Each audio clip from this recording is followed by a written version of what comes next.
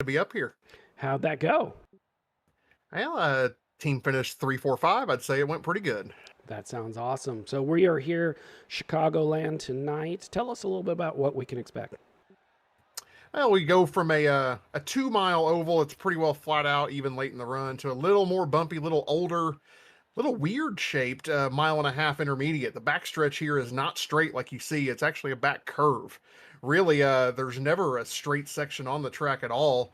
But mile and a half like normal. Tires are going to wear out here more than you've ever seen before, I think, so far this season. It'll be, I know I said it last week. I think it'll apply more this week. It'll be more of what you can do saving that right front tire than it will actual speed. You know, we've got 100 laps tonight, 4 sets of tires, a fuel run's about 25 laps. Really doesn't make for much strategy. It's run 25 laps, pit, take tires, run 25 laps, repeat, repeat. I don't know. What do you think? I don't know. I'm always a fan of having more tires for more strategy, especially at least one extra set over what can make it. Two would be preferable, but that'll leave these guys in a situation if they want to take them early and hope for green flag. Maybe they'll pick up the time on the front end, lose it on the back end, but maybe the time they gain is going to be enough. We'll see. It makes for interesting strategy, just different than what we're used to seeing. Yeah, this will be fun tonight. We're starting to get some cars out on the track. Let me see if we can get our camera fixed here and bring in the cars. Having a little trouble as always. Oh, you're having a little trouble, and I'm a little bit late, so I think we're having off to a good start for our third show here, aren't we, Jerry? Yeah, as always. There's always a little technical difficulties. The fans, if you're not seeing it, all they're seeing is the track, no drivers.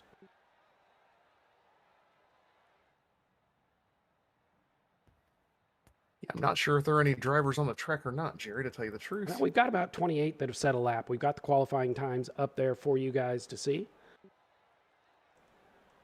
I'm going to work on this a minute. Why don't you do me a favor, Cody? Kyle wanted to come up and talk a little bit when he was done qualifying. See if he's done qualifying. We can bring him up. Well, I'll just pull him, and if he's not done qualifying, he can just deal with it. There we Let go. me go find him real quick.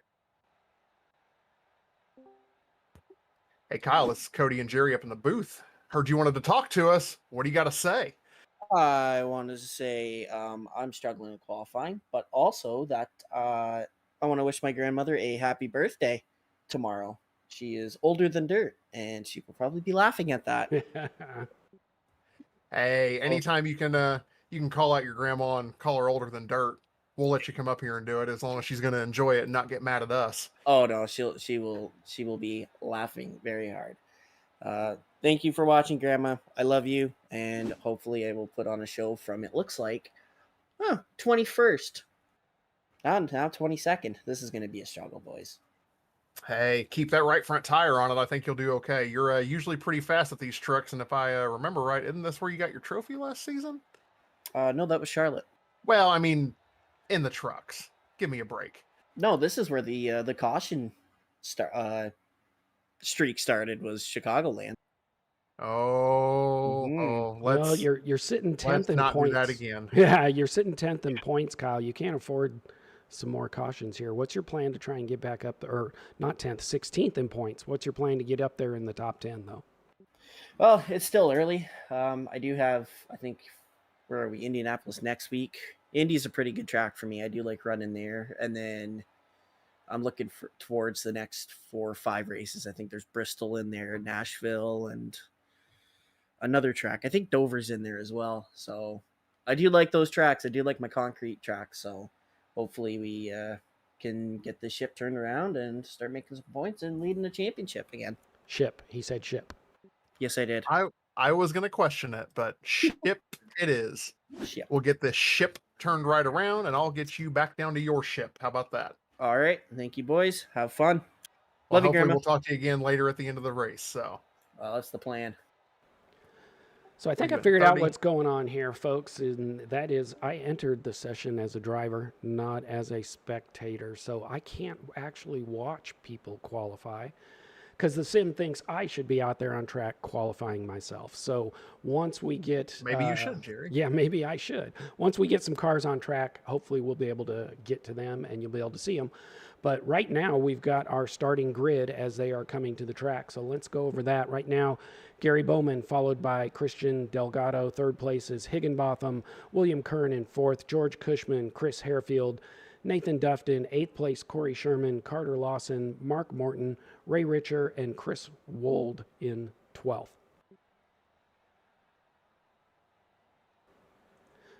13th is John Ross, Brian Dorsey, Crank Bell, Leroy Coblinson in 16th, Cody Meadows, Judd Danielson, Kevin Fetty, Dave Gainforth, Chris Dorsey, Jackie Brandon 22nd, Kyle Nadeau, in 23rd. 24th is Stephen Muse. 25th, Eric Anderson, Mike Donahue, Daniel Coblentz, Alan Ayers, Paul Turner 29th, Philip Van Leet 30, Andy Cork, you'll see my name in 32nd. I will not be on the track. Jonathan Ellis, Neil Hell bring up the rear. Yeah, sorry to make you do that by yourself, Jerry. I was trying to get everything situated sound-wise, but it looks like we are good to go now here at Chicagoland Speedway, which is not actually in Chicago. It's in Joliet, Illinois. But we have 100 laps tonight, like you said before, 18 degrees banking in the turns, 11 degrees on the front stretch, 5 degrees pretty flat on that curved backstretch like we talked about. I think you already went over the tire strategy and everything. This ought to be a pretty good race. Looks like right now it is a scorching track temp outside, 77 air, 119 degree track temp. May make things a little bit slick even with these trucks and all the downforce they've got. Winds northeast 3 miles an hour, 52% humidity, and 29 inches of mercury rising. There might be some rain on the way. Ooh, if only. If only. It's coming. I guarantee you it's coming. It's just a matter of when, right? Hashtag soon. So we've got cars on the truck. I did get things figured out. They are rolling. Yay. Yeah, it looks like everybody is finally rolling off the front stretch right now. Not pit road. A little bit of wheel spin from Cody Meadows there, getting a little tire smoke going on as they come out for this pace lap here.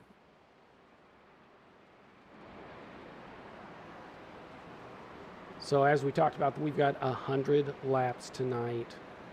Tires, I think you said, Cody, already, tires are going to be key. But to let everybody know, even in qualifying, it was kind of a one-lap qualifying. You go out there, you run your fast lap, because even that second lap, you were going to be slower, struggling with tires. Yeah, I think that's going to be the biggest key, is what you can save. I know I've said it the last couple races also, just because you can go flat out doesn't mean that you should, or doesn't mean that it's best for your tires. You might be able to use a little bit up, but the way this tire model works is you want to bring them in slow. You want to maybe give up a couple of positions early on just to have that speed later on in the run. A tenth or two now in the first few laps can be a tenth or two a lap in the back half of the run. Well, we're only talking probably, I'm going to guess we're going to see 25 lap runs if we go green. I mean, how long do you save? Do you save for 5 laps, 10 laps? I mean, how long before you really start pushing? Usually enough just to get the new off the tires, get them brought in good. And it looks like we are finally green. Everybody's rolling. It looks like a pretty good start for both lines. Outside lane has a little bit of momentum, though. Inside lane lost his push there. Looks like Gary Bowman's not going to have any help. Side by side still for the lead into turn 1. He may clear him. Doesn't look like he's going to quite get there off of turn 2, though. Christian Delgado made a quick move down to the bottom. Now he's moving back to the top. Looks like he's trying to find a place to make a move, as opposed to, as we talked about, being a little patient and letting those tires come in. Yeah, it looks like the front two, little loose, little moment there on the outside, a little into the wall as well. Looks like, not sure who that was. Was that Christian Delgado that got a little, is still having a little bit of trouble down the front stretch? Yeah, he is just struggling now. Fell back to 8th place after that wall contact. Yeah, it looks like top 7 and finally single filed out. Oh, another truck loose off of turn 2 there. This is not going to be an easy race, I don't think. This track temperature is going to got these handling of this truck. These trucks really out of whack. 3 wide back in the pack now. Yeah, it looks like the top 5 or so have single filed, but we've got 3 wide racing back here coming across the front stretch.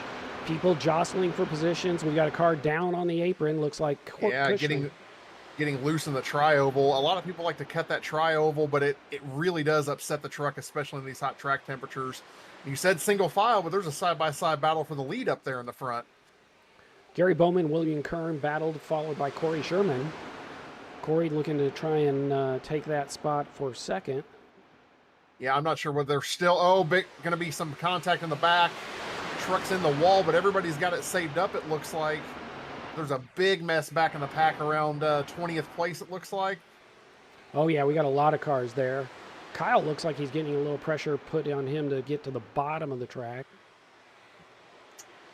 Yeah, I'm not sure if they had time to practice these trucks in draft conditions and everything. The air affects them a little bit more than other cars, and this hot track temp is just making these a handful to drive back in the pack.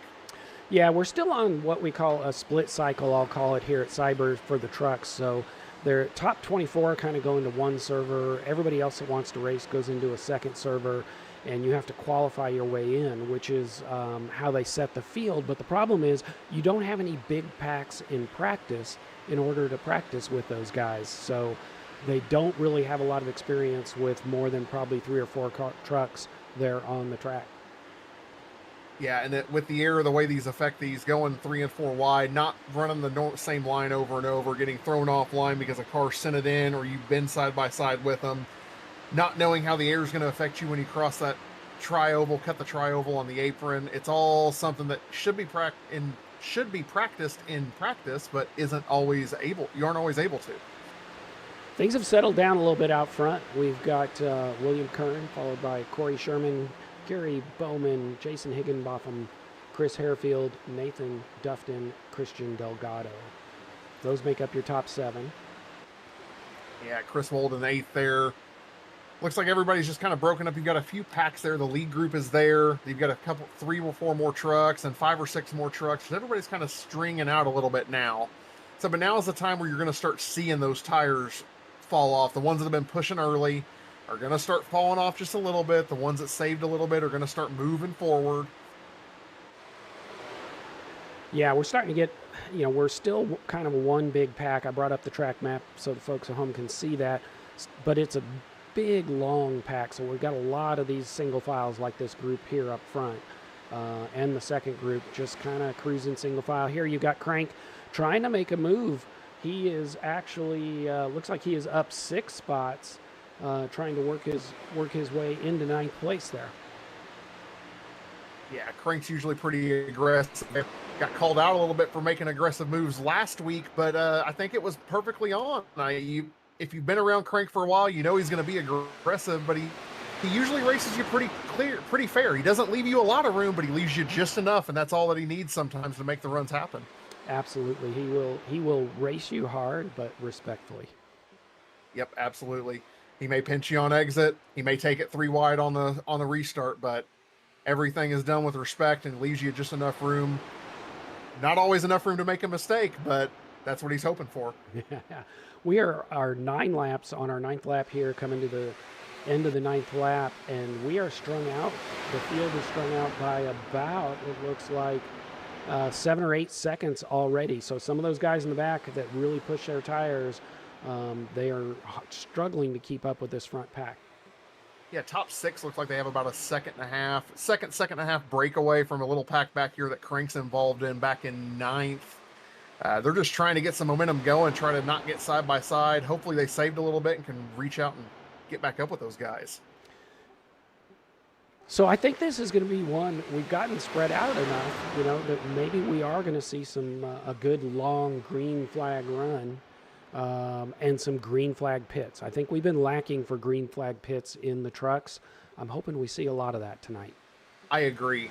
Although I think drivers may have a short memory or a long memory when it comes to getting wrecked, but they have a short memory when it comes to how the truck feels. There's a possibility they forget how loose this truck was on the first couple of laps on fresh tires, and whenever you see somebody come out of the pits, it's usually whenever the cautions start happening. Those laps right before and after as they're cycling through, people forgot how bad their truck handled or how good their truck handled on fresh tires and just overstepped the bounds a little bit. Looks like Jagan Higginbotham is making a move, or trying to make a move for 3rd place. There's a battle side by side with Gary Bowman. 18 of Harefield is looking to try and push one of them and then follow right along. Yeah, and these trucks just continue to keep pulling away. The top 6 just keep pulling away from Mark Morton in 7th place back there. But then it's a pretty tight group all the way back to the end of the field. I mean, there's a half a second gap here and there, but still well within draft range of everybody after the top 7 breakaway. Still some Looks good, respectful racing, though, all throughout the field. Side-by-side battles. Higginbotham still trying to get that position from Bowman. Unable to do it on the bottom here. Just too much momentum on the outside line. He's going to try it again in 3 and 4 here. Try maybe a slide job a little bit, but not able to clear him off of 4. Still has to keep that spot open. having to run that bottom with a car on top. Is that going to wear his tires out more? It definitely will on entry and exit. You're pinching off your entry and you're not able to open the wheel on exit. And it doesn't seem like much, but that extra car length, as you see him, he's going to take that slide job now and get in front of Bowman. Stay there, either take the push. Looks like Gary's going to give him the push down the backstretch instead of trying to cross him over. But yeah, it doesn't seem like much, but that extra car width of room that you need at entry and exit on the wall can make all the difference. It means you have to wait just a little bit longer getting on the gas if you're lifting, wait a little bit longer to full throttle. And if you don't wait, you have to crank that wheel in more and you're just frying the front tires off.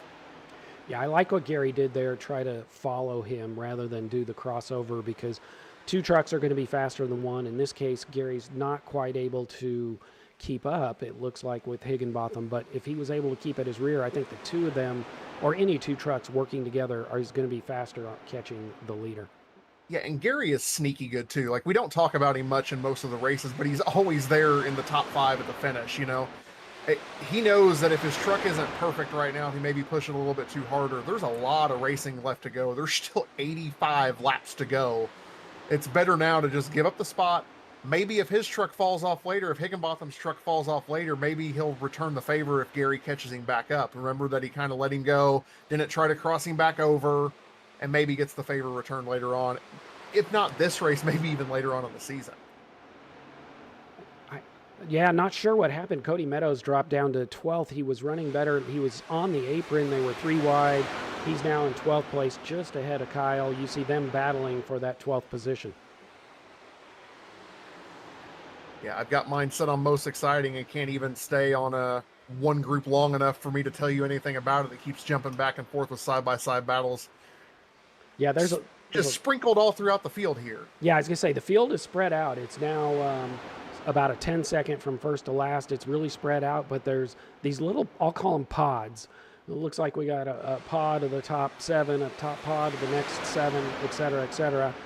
And there are some really good battles going on here. Right now we're watching Cody's getting loose a little bit with, it looked like Kyle underneath him there. Just got a little, not sure if there was a little netcode contact or air contact or something, but it was got a little bit loose there on the front stretch. This group right here, I think it's the one you were talking about with Crank and all them in that group, is getting a little dicey here. Trying to start racing a little bit, looks like. Yeah, I think we got a battle for second as well. Right now we've got Higginbotham on the bottom, Corey on the outside, as well as Gary Bowman joining that. Maybe Gary's just trying to get by Corey. Corey's on the outside, holding him down low. Oh, watching this back there, John Ross is not giving Cody Meadows any room there. Back fighting for the 13th and 14th position. Cody had to back out and let him have the position, try it again down the front stretch. Yeah, they were 2 by 2 by 2 for a while. Looks like Chris is trying to make a move past Christian Delgado on the low side to get that 8th place spot. Yeah, and looks like, I mean, Mark Morton may have been saving his tires. We were saying they had a 2.5 lead, but he has caught up to that lead group now. It is a 7-car breakaway, about 2 seconds ahead of Christian Delgado in 8th and the group behind him. Yeah, we got Mark on the screen now. He is making some moves and some time. We are 20 laps in. We've probably got about 4 laps before we start to see some of these trucks pit. Yeah, I'm not sure what a fuel run is here, but 25 laps I think would be a safe number, given we were at 22, give or take, at Michigan. This is going to be a little bit more off-throttle time. It's a shorter track, so you can go a little bit farther. It looks like we have a caution out. Yeah, caution we have a on the truck racetrack. backwards here. George Cushman's down on the infield. Let's see if we can see where that started. Yeah, let's see here, Jerry. Looks here. Alan Ayers, George Cushman. Cushman comes off. Oh, that's a bad net code there. Yeah, there was half a truck width between them there. Yeah, Cushman came down, put a little pressure on Allen, but that was a half truck. That was just some really bad net code. Yeah, unfortunate for Allen there. I don't think he did anything wrong. I said just the iRacing gods deciding it wasn't their time to race side by side with each other. It happens occasionally. Now that does make this pretty interesting, though. We're about 3 laps shy from where I think they were wanting to pit for fuel. But there's no way you're going to be able to stay out here. Like we were already 2 seconds off the pace.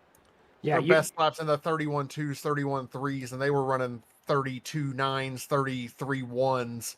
And it looks like everybody's going to be coming down the pit road right now. Yeah, we've got the pit road showing up here. It looks like everybody's going to pit. What will be interesting is if everybody takes tires. You know, I really think you will, but a strategy might be not take tires, run till the next maybe caution, see what happens, and then you have an extra set at the end.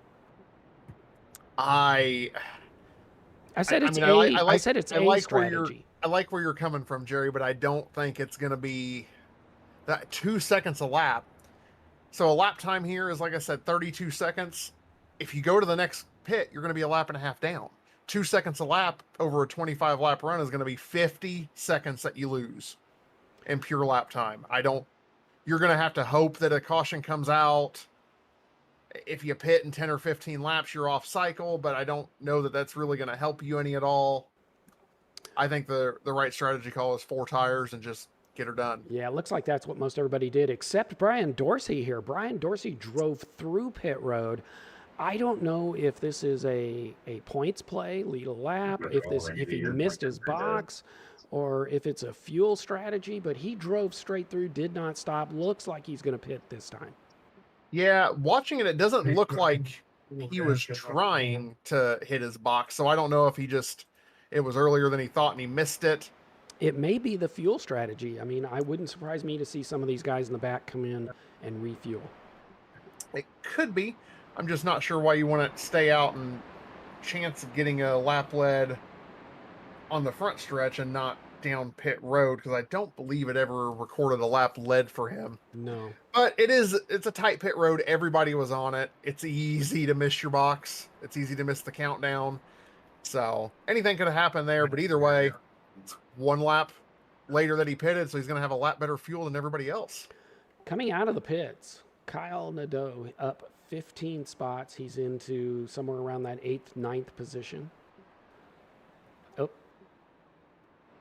He's falling back down the order now. Not really quite sure why, or if SDK is just deciding it wants to be a little crazy right now. I'm showing him an 11th spot right now, but still up 12 spots from where he started. He was a little concerned starting back in 22nd, but it doesn't seem like it's affected him that much. No, he's right up there. He got tires like everybody else, so he's not up there from a pit strategy. He's raced his way up. He's really good at saving tires. I think we'll see him kind of move up slowly here this race. Yeah, and this caution probably helped him out a little bit. He was about 5 or 6 seconds behind the lead group whenever that caution came out. This will bunch them all back up. He'll be 6th car on the inside line. He's right there within a half a second or so of the leader. Save a little bit of tire and drive up to him. So you think we're going to see more of the same? I mean, it started out a lot of side-by-side racing, a little bit of 3 wide, people jostling for position, then it kind of spread out. We're on lap 25 now, so we're going to go green at the end of 25. I think we're within our fuel strategy if these guys saved. So I don't know that we're going to see much different. Yeah, I agree. I think it's going to be a bunch of, same song and dance. I think everybody knows what they got. They know what their truck feels like now, unless they forgot, like I said, can happen. But I think it may be a little more chaotic than the initial start. Now that they know how hard they can push or whatever, but I think you're going to see a lot of the same. A little bit of a breakaway from the fast guys. Some people save some tires, move their way back up. Hopefully, this is our one and only caution of this race. Yeah, I spoke earlier about seeing some green flag pits. We were really close. Let's cross our fingers, see if we can't get those green flag pits after this run. We should still be able to get 3 of them in, or 2 more of them in. Yeah, you know what they say about green flag pit stops and everything. But the cream will rise to the top. Oh, yeah. I'd love to see some green flag pit stops, see who's got what, who's been practicing that, because it can make or break a race. Looks like the pace truck is getting ready to pull off pit road, or pull off onto pit road right now. They're entering the Geico restart zone. Green flag is back in the air. Inside lane looks like they got a better jump this time. Gary Bowman's able to hang on a little bit, but Higginbotham is going to clear Gary Bowman into turn 1 on the restart. Big jump there by Higginbotham. He's got some clean air. He can go anywhere he wants on the track. I think now's the time for him to use all that track and save what tire he can while those guys behind him are battling for position and using their tires up. Absolutely, but it doesn't look like Gary Bowman's going to give him the option to do it. He's going to have to push a little bit of a tap in the center of the corner there, but Higginbotham gets a better exit. Gary Bowman chases him down to the apron here. I don't know that he's going to be clear coming back up on into turn 1, but he's able to make it. Still top 3 car single file. Little bit of a battle there for third now. Looks like the 31 of William Kern had a little bit of a nose on the inside, comes back up and blocks Mark Morton down the backstretch, gets a big shove and back into turn 3. I thought it was going to be a little more hectic, but it seems like these front guys single filed out a little quicker than they did the last time. I agree. I don't know if that's just kind of these are the fast guys and they've set the pace and they just kind of fell into where they are, or if everybody realized, okay, it's going to be a long race. Let me settle down now. The adrenaline's died off a little bit. Let's save some tires, and maybe they're even saving a little fuel. Could be. I said if we weren't quite at our fuel number, they're going to have to save a little bit, lift a little more give and take. But I'm impressed that they didn't go as aggressive. I'm used to being ultra aggressive on these restarts or seeing ultra aggressiveness on these restarts, but everybody is really single file. A couple side-by-side groups, but they're giving plenty of room to each other. They're not pinching anybody down. You know, another thing, Jerry, maybe they realized how bad their truck was pushing so hard early on, and they've decided to back it off a little bit. Could be. That would be smart. Cody, you're used to something a little different. Top split world is a little bit different I don't know, Cody, does it matter? It really doesn't matter what track you're at. It's ultra aggressive 100% of the time in top split. It is so aggressive, it makes someone who's been called out as aggressive like Crank seem like a baby. Like there's so much aggressiveness, but you have to give everything you got to do. There's an I rating cap, and the skill spread is a little bit wider than normal. A lot of times in officials, the skill spread is so small, you have to get what you can on these restarts. And some of these drivers know that, and they take advantage of it even in these league races that, hey, it's hard to pass sometimes. If I can get a couple of freebie spots because somebody's checking up, that's sometimes what you have to do. It may not be the most popular move, but sometimes it has to be done. I think it's also, it's funny because we had this a little bit after our truck race last week. People seem to frown on going 3 wide. They view 3 wide as being aggressive, but 3 wide's not being aggressive. Maybe at certain tracks like Bristol, but you can still go 3 wide at Bristol even. 3 wide's not being aggressive. 3 wide is just trying to take an advantage of an opening. Right, and there's a difference between being aggressive and being a butthole about things. You can be aggressive and not be a butthole, or you can be a butthole and not be aggressive. They don't go hand in hand. 3 wide in and of itself is not ultra aggressive. But you have to be able to trust the guys that are around you, that they're not going to wash up, that they're not going to make a mistake. And it can be done at random tracks all over the place. I've been 3 wide with some of these guys before through the tunnel turn at Pocono, which is probably the worst turn in all of NASCAR to go 3 wide in, and it works, but you have to be able to trust the guys. I think some of the issue is some of these guys are new. They haven't raced around each other a lot, and it's that you got to build that trust with them before you know that it's going to be okay. Absolutely. It's building the trust, and it's learning to focus on your line and your car. I think when people go 3 wide too many times, big check up there by the 31, having a crossover. We've got 2x2x2 here in a battle for 5th place. So we're talking about building that respect in this tight side-by-side racing here that we have in this pack from, it looks like 3rd to 12th are all learning who and what they can do and how much they can give room. It looked like Crank was going to take it 3 wide there for a minute. We were talking about aggressive, and he always delivers. Absolutely. But what I was saying is, when you're 3 wide, it's about trusting the other guys will do what they do, and you do what you're supposed to do. You stay in your lane, you drive. Don't, coming off the apron, getting a little loose. And you focus on what you're doing and trust that they're going to do what they're doing, and everything will be fine. what makes 3 wide not work is whenever someone doesn't expect it. If the guy in the middle is expecting the outside truck to go to the wall and he doesn't, he leaves a truck width off the wall. Or the inside truck expects the middle truck to be up there, or the middle truck expects the inside truck to be on the bottom. Middle of 3 is definitely the worst place to be. You have to trust the people on your outside and the inside most.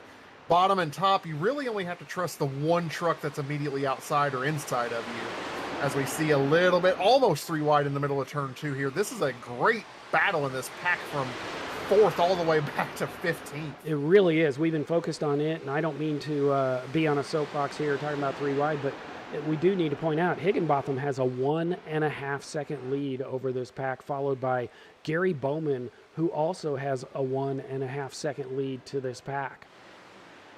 Yeah, and I think that's just the clean air. They single filed out more than anybody else, and were just able to. Gary didn't pressure him too much, gave him a little bit of a bump in the corner on that initial restart in 3 and 4, but just kind of tucked in and both started drafting away there. They didn't fight each other. They knew they were faster single file than they would be side by side.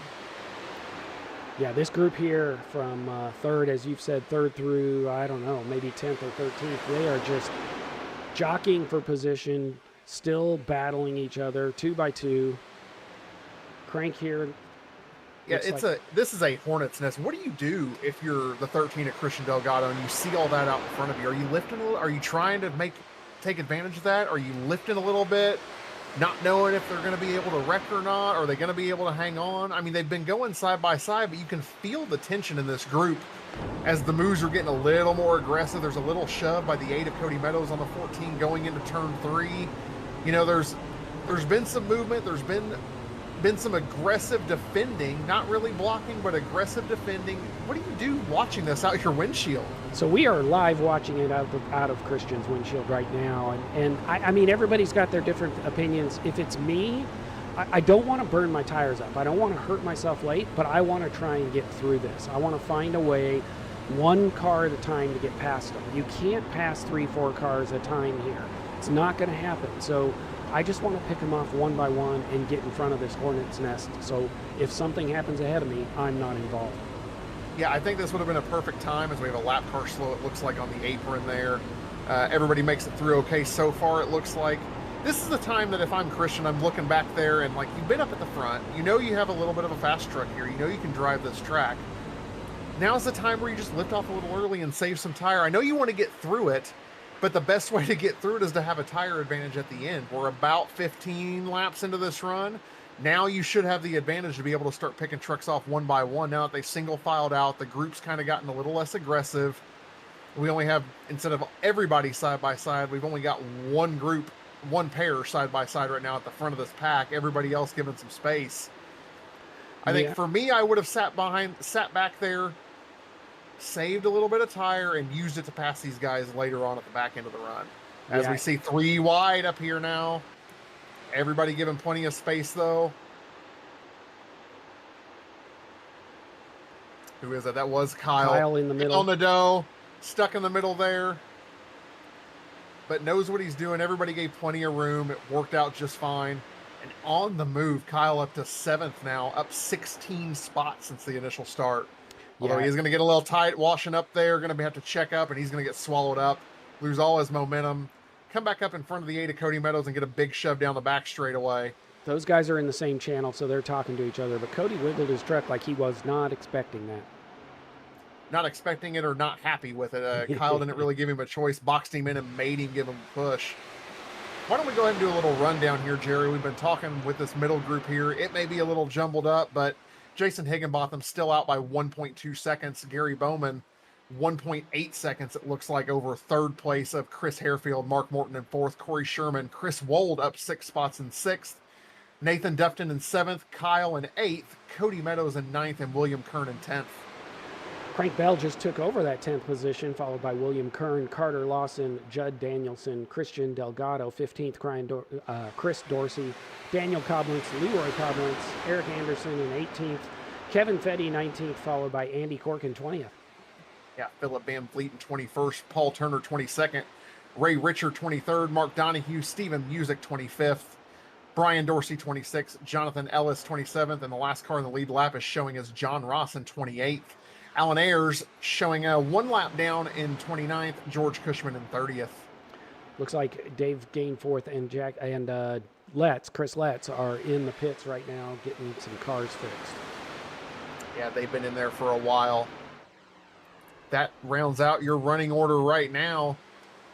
Looks like everything's kind of settled down.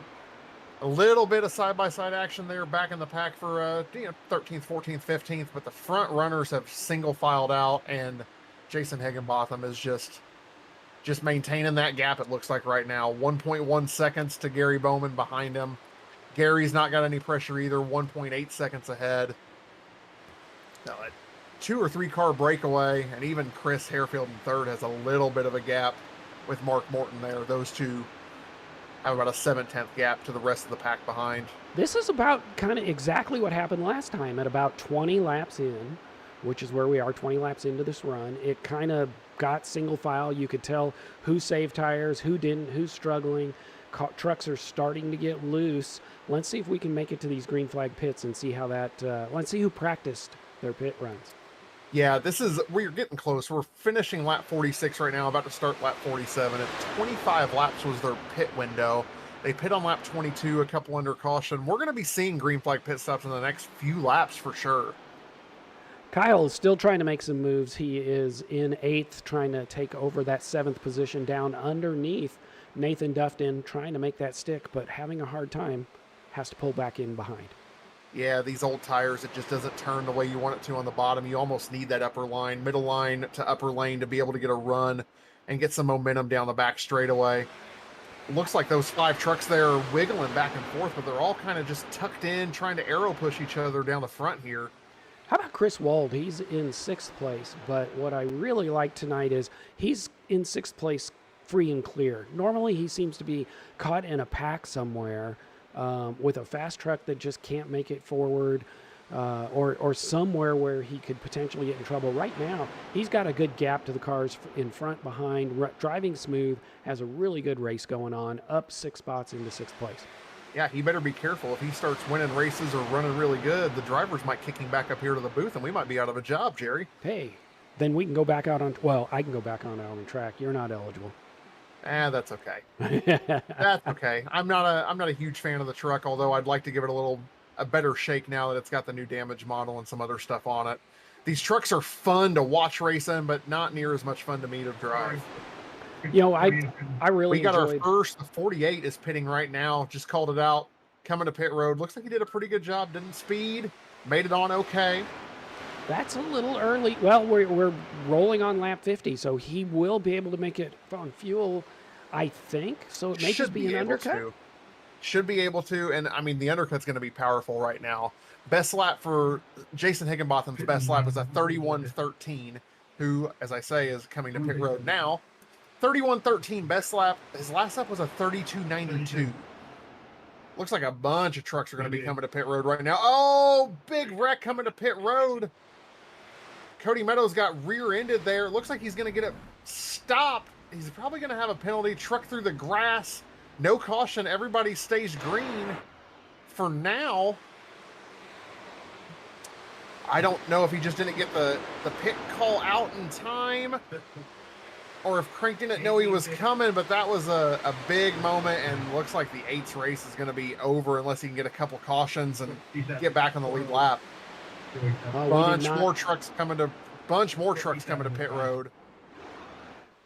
We did not get that on air, and I don't see it, but let's see if we can see how this plays out. Yeah, it was coming to pit road. Looked like the 8. I may have got the number wrong, but it looked like the 8 of Cody Meadows got rear-ended by the 14 of Crank. I just don't think that Crank knew he was coming to pit road. Didn't look intentional. They were nose to tail the entire time anyway, and I just think it was just a racing thing where one driver doesn't know that the one in front of him is pitting. So we've got about 11 trucks that have not yet pit. They're going to probably have to... Oh, no! Crank again gets a little loose on pit entry there. He's in the grass. He did not make the cone. It looks like he was thinking about going back out on track. 73 pitting this. Yeah, it looked like he tried to make it back on track once it locked. He just wasn't able to do it and had to come to pit road anyway. Again, this is what we talked about. Who practiced green flag pit stops? Who's going to be the winner on these green flag pit stops? These can make or break your race. I mean, it can make the race if you hit it down, but I mean, if you have the problems happen like what happened to Crank or Cody, it can just end everything and end your night. Yeah, it looks like Crank just got loose. He did have a truck in front of him, maybe was slowing up a little faster than he was planning. He got loose, got to the side. I'm guessing he's going to have to sit there with an unsafe pit entrance penalty. Yeah, we'll see whenever it cycles out and everything here. I'm not showing anybody with a black flag right now. It doesn't mean much, though, if he's already in his pit box. Yeah, he's already been there for 40 seconds. So after this cycles out, Higginbotham is, there we go. Higginbotham is still in the lead, but the gap's down to 6/10 with Mark Morton up into third place and only looks like the gap's about 4 seconds behind the leaders. Yeah, he's about 3 seconds behind second place, give or take. Mark Morton is pretty much on his own with Chris Harefield, and they are 2.5 seconds clear of everybody else. But that's kind of how it was whenever they came to pit road. You know, it was the front two, then the gap, and then these guys, and the gap, and then the pack behind them. Kyle Nadeau up 17 places into 6th place. Other big movers, Chris Dorsey up 12 into 9th place. Stephen Musick and Eric Anderson both up 13 places, as well as Paul Turner in 16th up 13 places. Yeah, it looks like everybody has finally made it to pit road. Some may be better on fuel than others here. We now have 26 cars out on the lead lap right now. Jason Higginbotham still your leader, followed by Gary Bowman, Mark Morton, Chris Harefield, Corey Sherman, Nathan Dufton in 6th, Nadeau in 7th, Wold 8th, Dorsey 9th, and Carter Lawson rounds out your top 10. So we are, unlike the first 20 laps off of the green flag, this field is really spread out. I've got the track map up. You guys can see it at home. It is spread out. We got our pods, which were 6, 7, 8 car trucks before, sorry. Our pods are now 2 and 3 car pods spread out throughout the track. Yeah, that's what happens with green flag pit stops. If you can get to the green flag pit stops, this is what happens, is that some people are a little bit better than others. Some people have practiced more than others, and it spreads this field out like this. And this is what I like to see.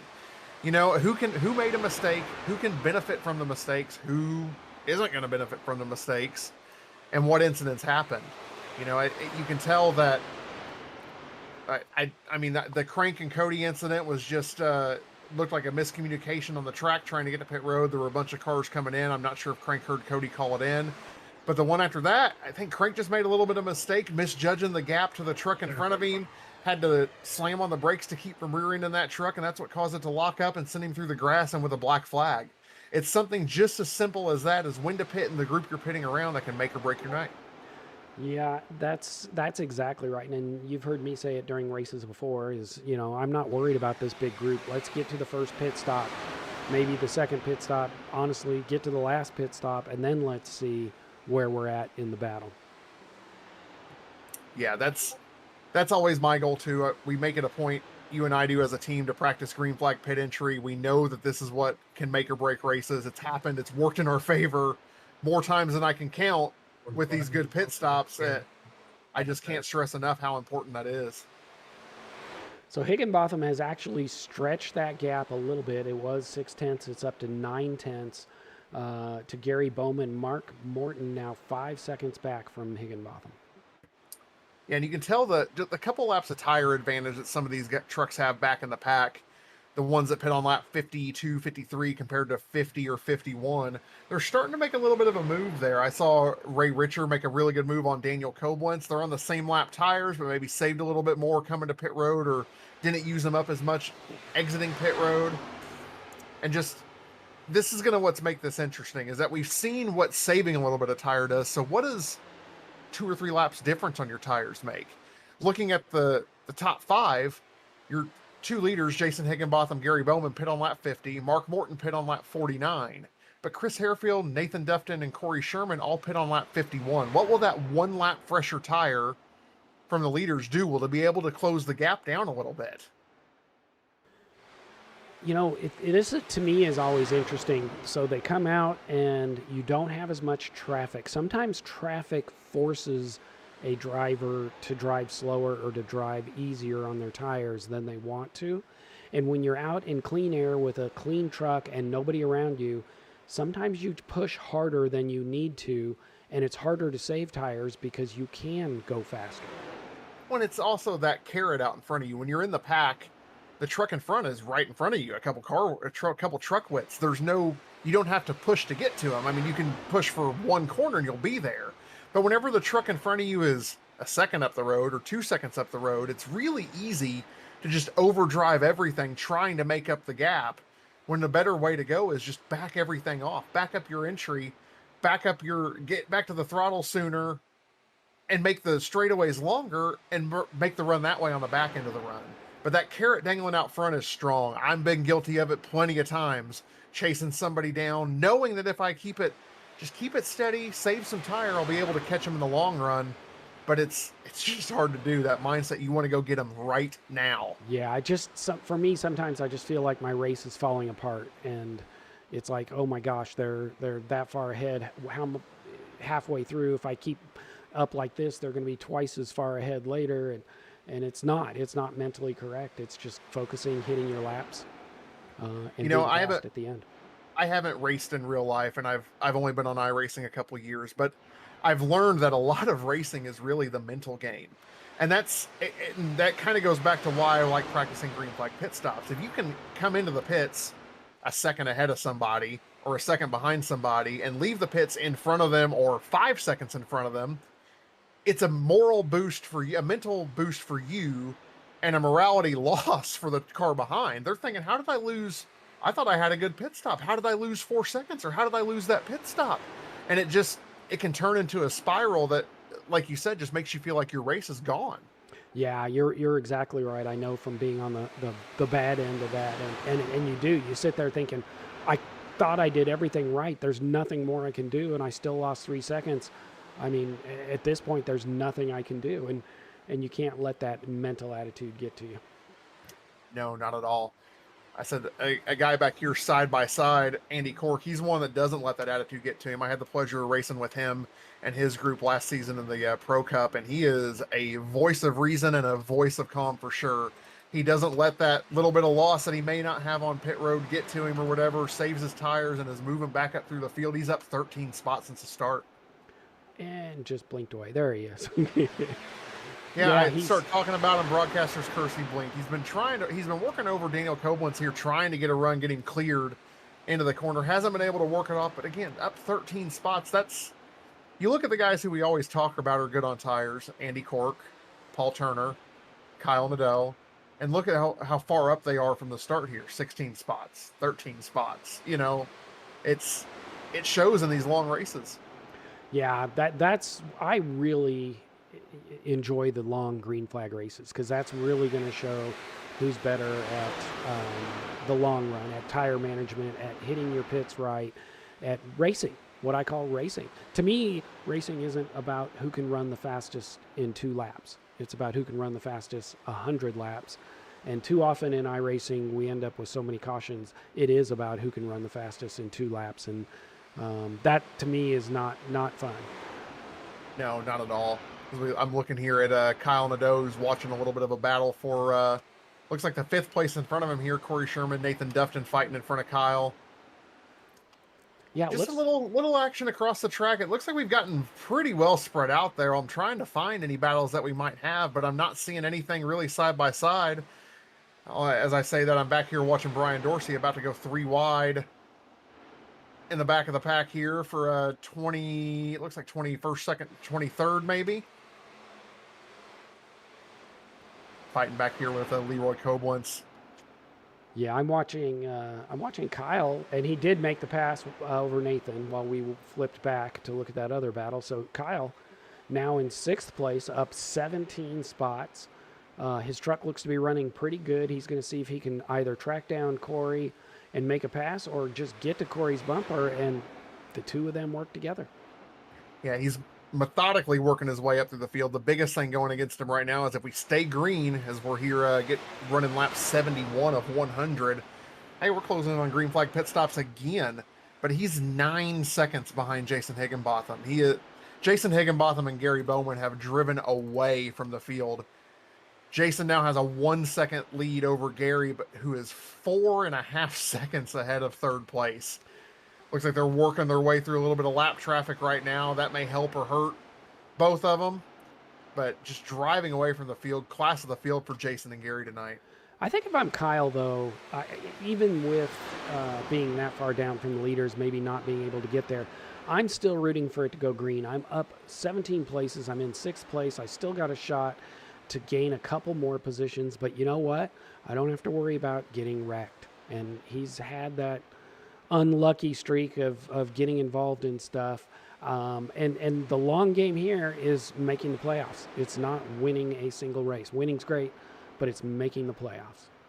Exactly. Your defending Truck Series champion here knows that it's a long game to the end. Like this is points racing, and this could be what defines another championship season here. Coming in, knowing that you started back in the pack, knowing you made up those spots, but just getting a good finish. Sometimes it's not always about winning. It's about consistent, good finishes. Carter Lawson in 9th place, catching up with Chris Dorsey. He's a guy we haven't talked about much at all, but it looks like tonight he has done a great job at maybe saving some tires. He's in 9th place. He started in 9th, so he's been running in that top 10, and looks like now maybe just starting to be able to make a move and move up a little bit. Yeah, he'll be glad that we're talking about him when he's not sideways in the infield, as he likes to joke. The only time he ever gets on the broadcast is whenever he's spun around at a road course, but doing a really good job here tonight. Made his way through traffic, held on some spots. I know he's been a little bit farther back.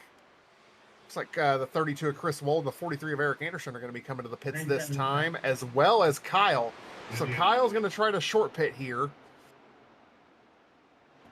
As I'm on Carter, still Carter's going to be coming to pit road as well. Those guys all look like they made it in okay. Yeah, looked like nice, easy pit entries. I'm not sure if they were fast pit entries, but they were safe, and that can be what matters right now. Yeah, Chris. They've seen what happens with as you said, Cody was in their room. They've seen what happens with aggressive pit entries. They don't want that to happen to them. Yeah, Chris, we saw the side of his truck look like he may have had a run-in with the wall or two. Looks like Chris missed his box too a little bit, saw him go back and forth, trying to get in and out of his box there. So those guys all short pit. So what they're going to try and do is come out, turn some real fast laps, and but when the leader pits, be at or in front of the leader. Yeah, but it's not going to work. Higginbotham just called that he's going to be coming to pit road this time, so I don't know if he's trying to cover off Kyle. I think he's a little bit too far back to cover it off, but 75 laps was the number that we called. Lap 75 was the number we called for their last pit stop. Gary Bowman came in hot, had to lock it up. I think he made it okay. I don't see a black flag on my screen over here. It was an aggressive pit entry for sure. That puts Corey Sherman in the lead. He caught up to Higginbotham on pit entry. He was a second behind whenever they started braking for pit road, and he was on his bumper. This may be what gets him the lead with a good pit stop. I know we talk about aero. I think clean air is going to be a lot of what happens. It's going to be a drag race off pit road. Higginbotham's going to just clear him. Although Gary Bowman's going to fight back a little bit on the apron as they come off of pit road here. Looks like he's having a better exit, but has to check up a little bit and give him the spot. Battling side by side on pit exit. Yeah, nose to tail coming off of pit road. I think Gary was a little bit better on the pit exit road there, but wasn't able to use it. Jason just taking up the space that he needed to be able to get that going. Yeah, if I'm Gary at this point, I mean, if I could have got past him, I would loved it. But if not, I'm thinking I just want to stick to his bumper, and let's see where this plays out when the green flag pits are done.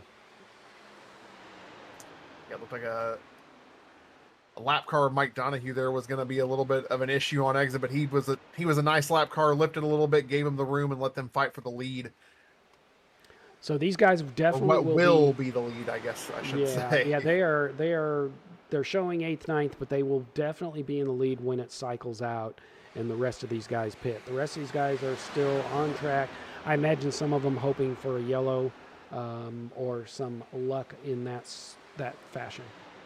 Well, you can also, looking at the last pit time, some of these guys went long the first time, hoping for a little bit of a tire advantage at the end. If you're going to have a tire advantage, this is where you want it.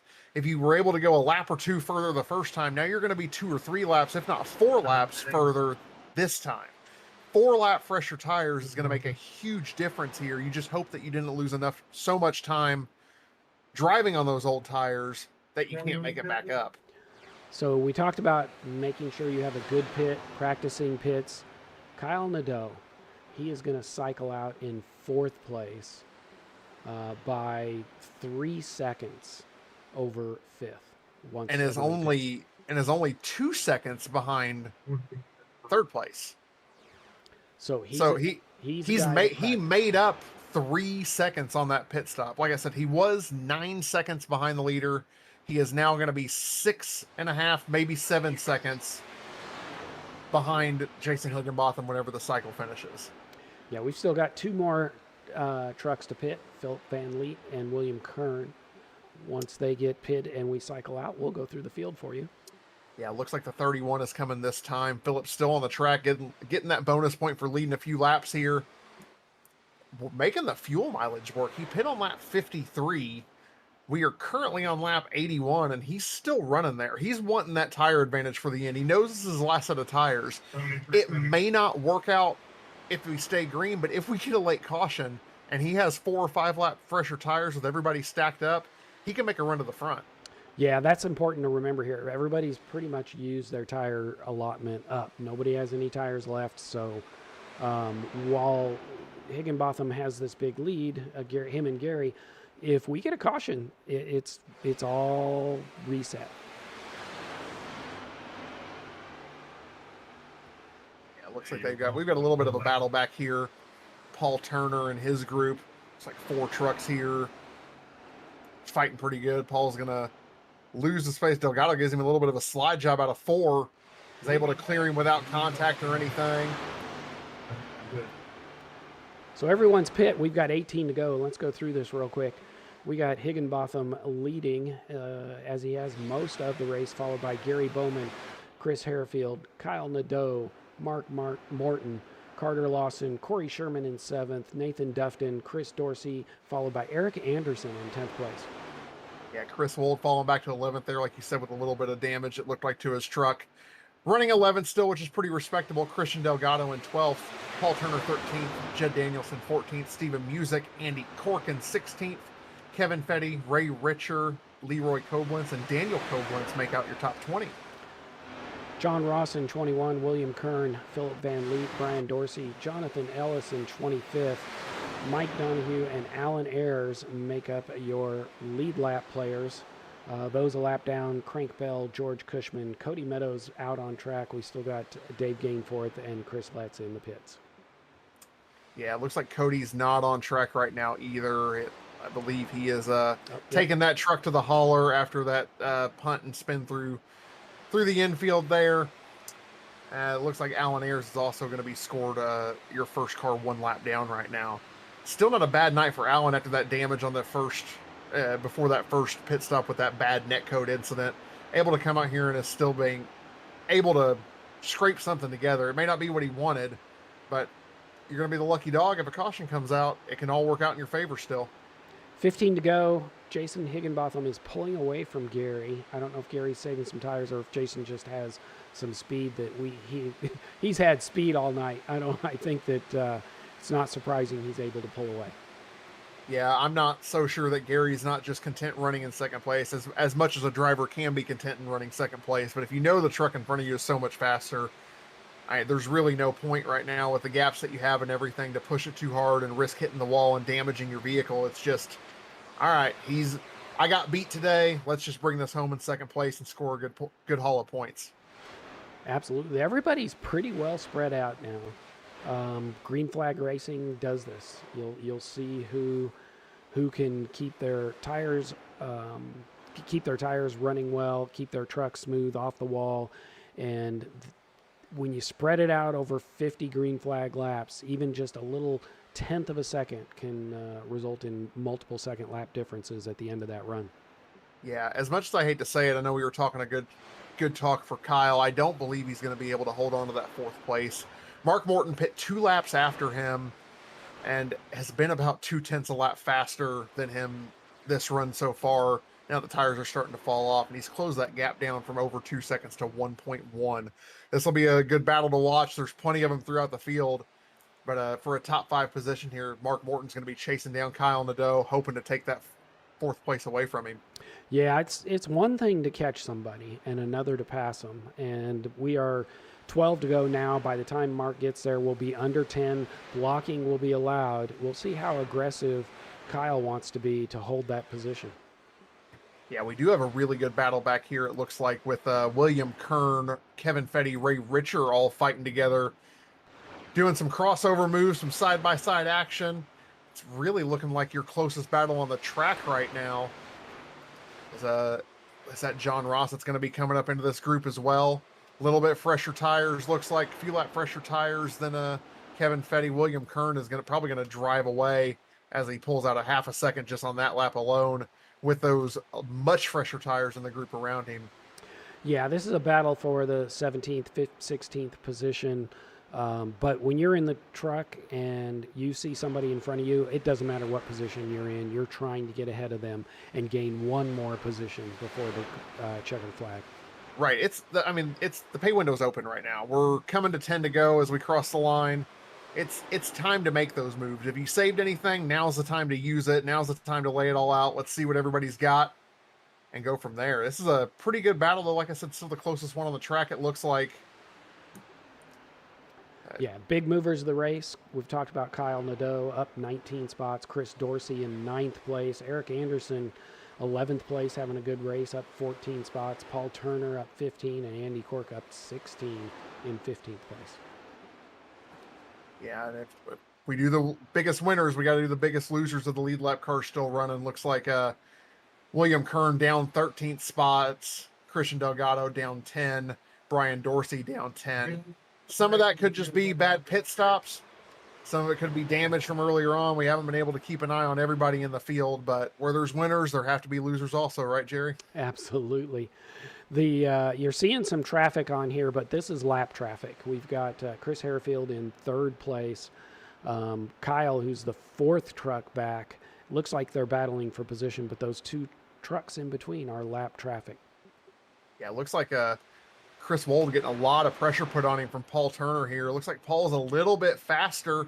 Maybe doesn't have that damage that Chris is. They're on the same tires and everything. Andy catching up close to this battle as well, but Chris able to hold off Paul so far. Down to 7 laps to go here, and everybody's pretty spread out. Hopefully we can make it these last 7 laps. Have a nice green flag for the last 50 or so laps. And maybe Kyle's listening to me and gets a little bent out of shape about it. As he gets a little antsy with a lap car there, it looked like.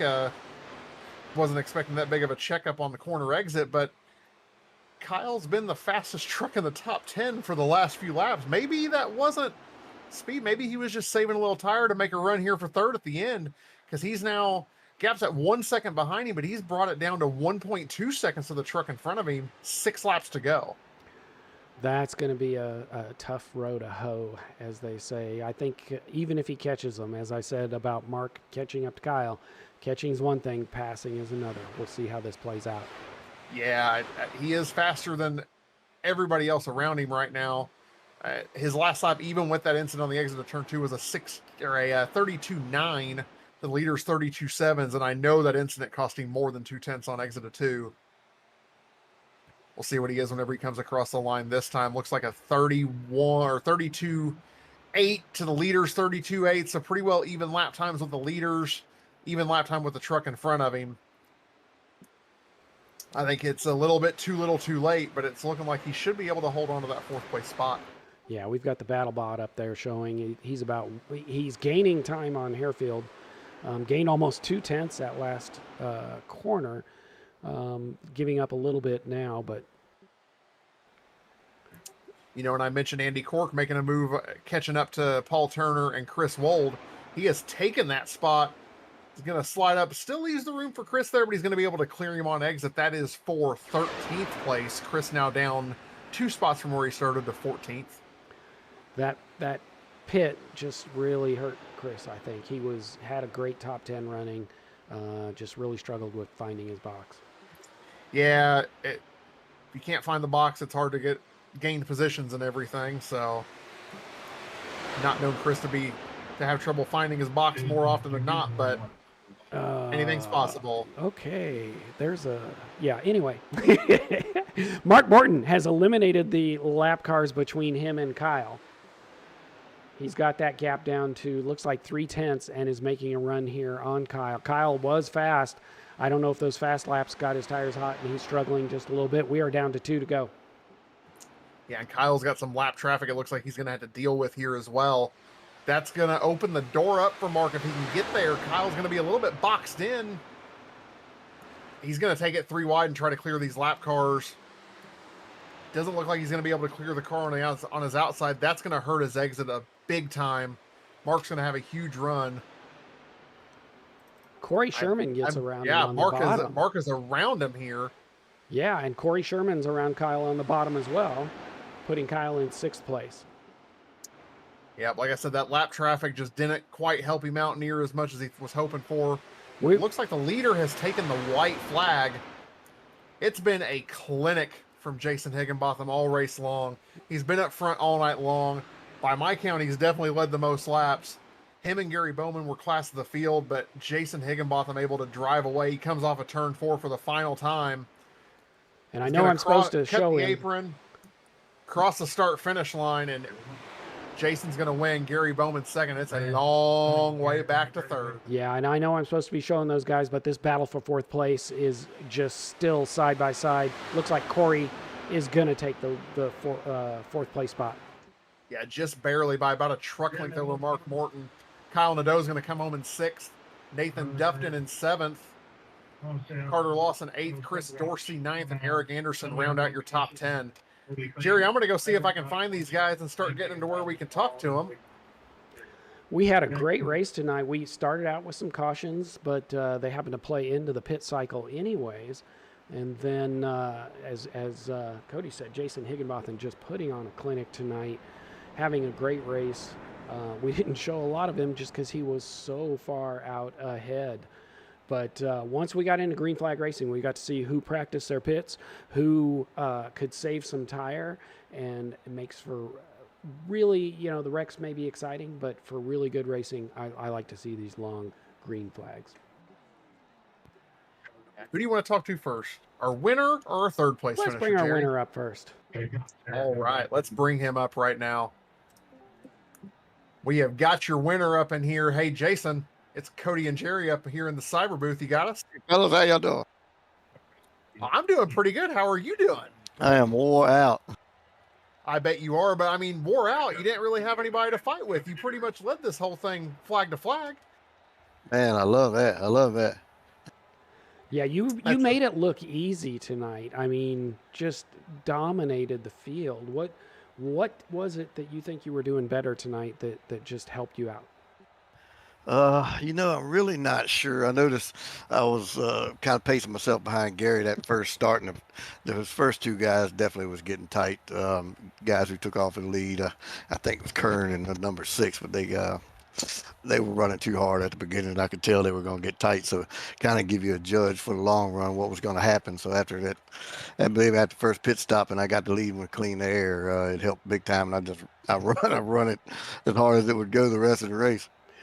That last pit cycle, it looked like some guys tried to undercut you, and then you jumped to the pits. Were you reacting to their pit, or was that your strategy all along?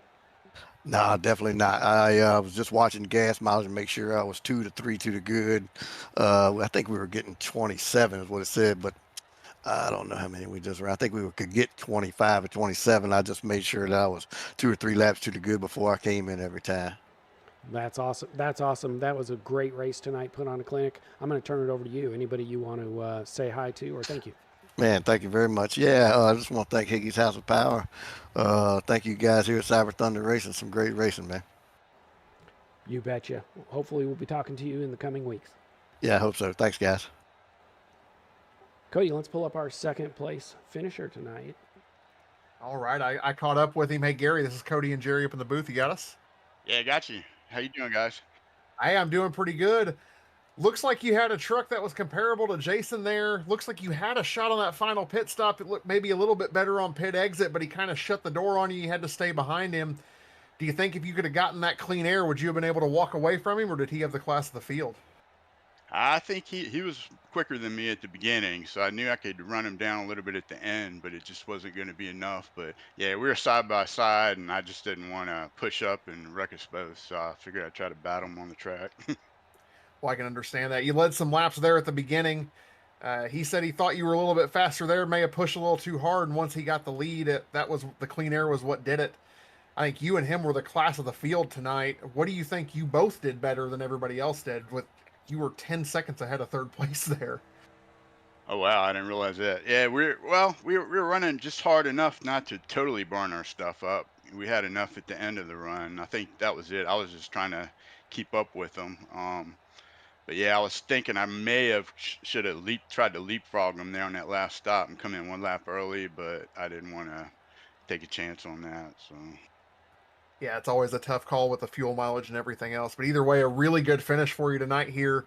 Like I said, you were only 8 tenths behind him and 10 seconds ahead of third place. So a really good race for you. I'll turn the floor over to you if you want to thank anybody, give some shout outs, whatever you want to do.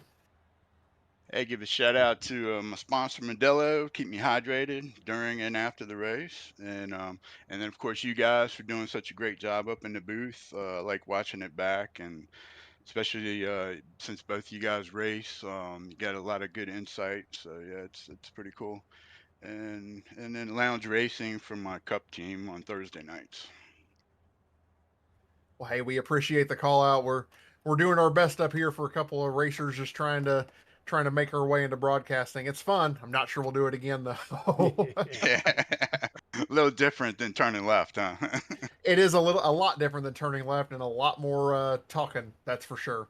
Yeah, yeah. Well, you're doing a good job. I watched it back last week, so you're doing a great job. Well, we do appreciate the compliments. Gary, thank you again. Good run tonight. Gary Bowman, your second place finisher. All right, later, guys. Caught up with our third place finisher, Chris Harefield. Chris, how you doing? Good, Jerry. Thanks. How's that Toyota truck treating you tonight? Well, back-to-back podium, so we can't complain about that. Another solid run for us. Very solid run. We didn't talk about you a lot during the broadcast. You were kind of what I call sneaky good tonight. You were always there. We talked about you making some moves here and there, but in the end, you guys were just solidly in third. I mean, it was just a good, solid race. I think all night. Was that part of your strategy, or were you trying to make some moves that just didn't pan out?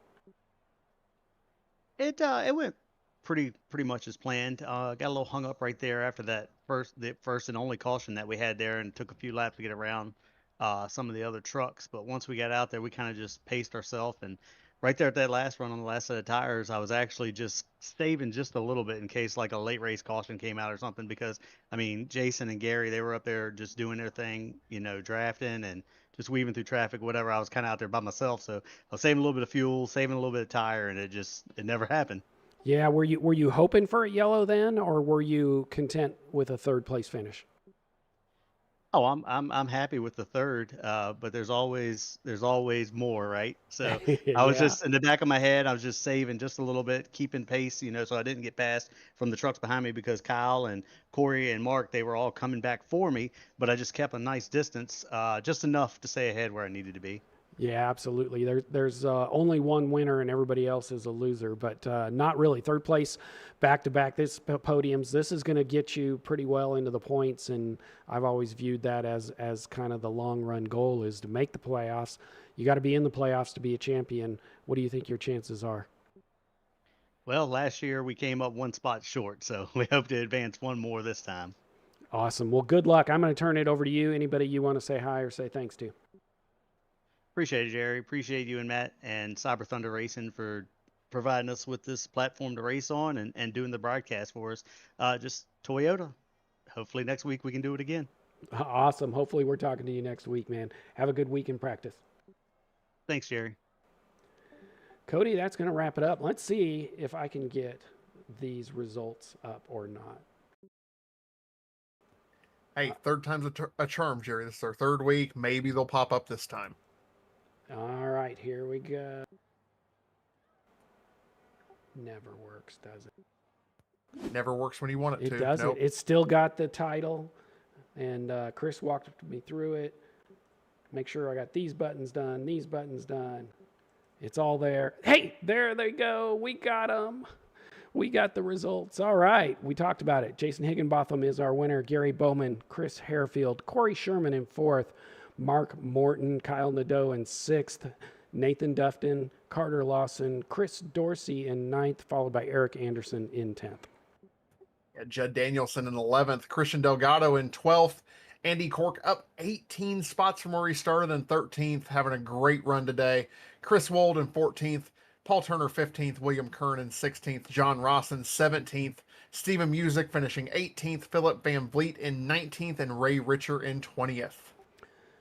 Kevin Fetty, 21, Leroy Coblentz, 22, Daniel Coblentz, 23, Brian Dorsey, Jonathan Ellison, Mike Donahue, Alan Ayers, 27th, Crank Bell, 28th, George Cushman, 29th, and Cody Meadows in 30th.